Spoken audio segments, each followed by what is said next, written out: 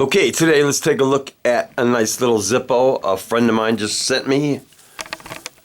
And this one arrived in the normal Zippo black box. And the label above the barcode says Dragon Ace Design. It's a genuine Zippo made in Bradford, PA.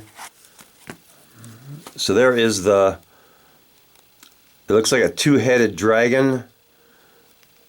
Over the ace, there's the ace in the middle. It's on a black matte finish. And this was made in E of 19, which is, I believe, May of 19. Pretty good sound on a steel insert. Lights up nice.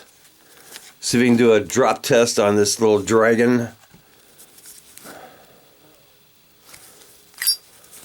A lit drop test.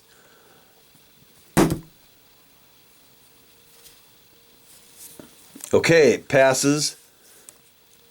Dragon Zippos always pass the drop test.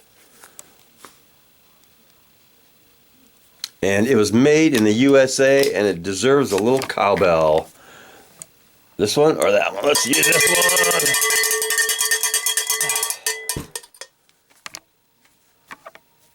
Knuckle bump.